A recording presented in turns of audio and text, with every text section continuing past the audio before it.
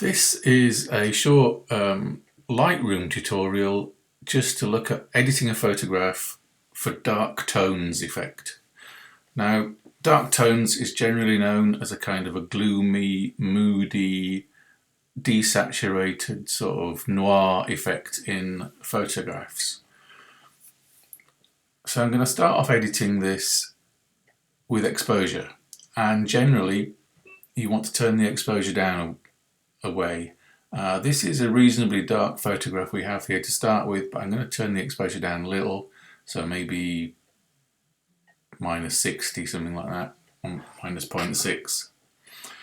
I'm going to work down. I'm going to turn up the highlights a bit to add contrast, and I'm going to turn up the shadows so we can see some of the details in the shadows. I'm going to turn up the whites again for a bit of contrast, and perhaps just nudge down the blacks a little.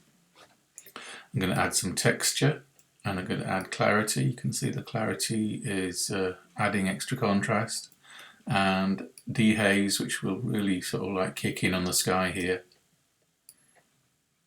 I'm going to alter these as I go along. Sometimes when you alter one, it affects how another slider appears, so I'm just going to keep adjusting these a bit as I go.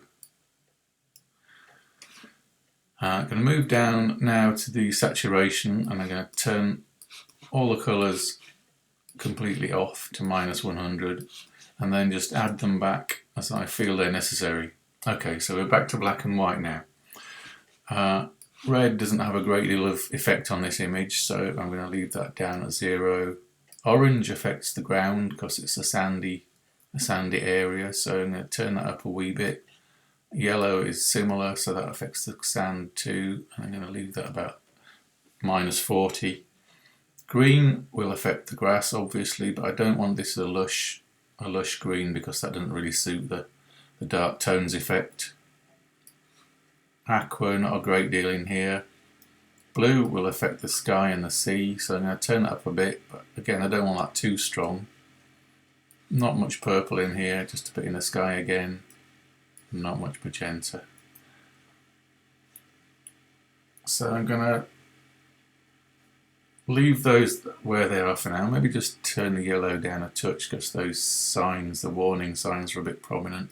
So I'll turn that back down a little bit. So that's -60 now.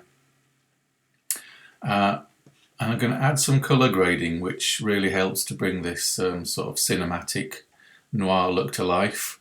I'm going to go for the shadows first, and I'll click on the shadows button up here, and I'm going to add some blues to my shadows. So if I click in the blue area here, if you press your shift key whilst adjusting the blues, it keeps in the same area of blue, but you can adjust how much you want. So obviously I don't like the whole thing blue, so I'm going to turn it down a bit and just have a hint of the blues in the shadows. And then I go to highlights, and I'm going to add a warm tone in my highlights up here in the yellow orange. And again, if I click on my shift key, that draws a line, and I can just kind of adjust subtle yellows into there. Now I'm going to go backwards a little bit, and I'm going to play with the exposure a little bit. I'm going to turn that down a touch. I'm going to up the contrast a little bit on there, and it's just tweaking the things until you get the right look that you're aiming for. So it's trying to get that contrast, but without having it too bright.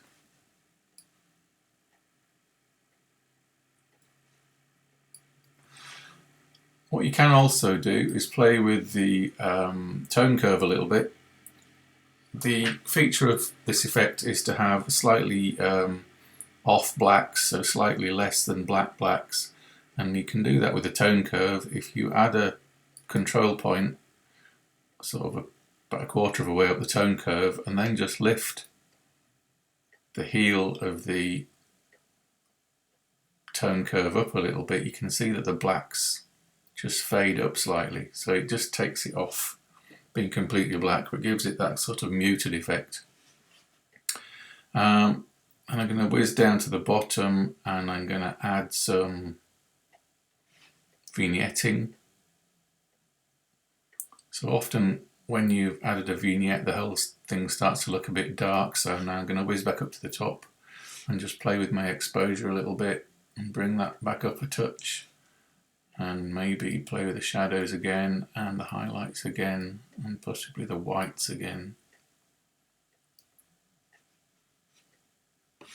I'm going to whiz down and play with the vignettes again. And I think probably what I'm going to do now is, I quite like the overall effect, but I think I'm going to add just a linear gradient over the sky just to bring that top down a touch. So I'm going to drag that down from the top and then decrease the exposure on there, and that just adds a bit of extra drama up into the sky. Again, you might want to tweak things again now, so I'm just going to bring the exposure up slightly there.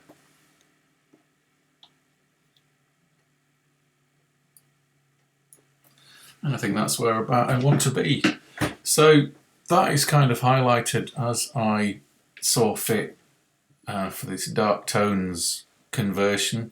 So I've gone through exposure, highlights, shadows, whites, blacks, texture, clarity, dehaze.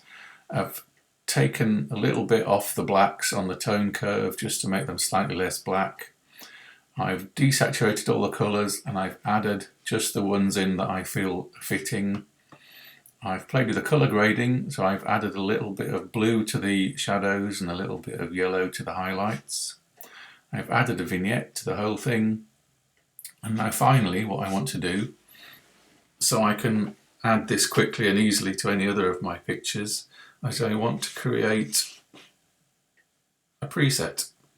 So on Lightroom, if you just click on the presets mode, and say create preset, what I'm going to do is I'm going to call this, what shall I call this? Hemsby Blue. And I'm going to keep that in my group called Andy's Presets, and all these things are the areas that I've just worked on, so that you can see all these boxes ticked are the things that I've just adjusted in the develop module. So I'm going to click create. And you'll see now in my presets I've got Hemsby Blue, and if I were to now go to a different image, say this one, so that's completely unedited, all I have to do is go to Hemsby Blue and click on that, and that brings in all the preset changes that I made to the one I just edited. So that is up to preset, click the plus, create preset, give it a name, tell it where to save it, and then you can click on that and quickly change any of your other pictures into the same kind of edit by clicking on the presets.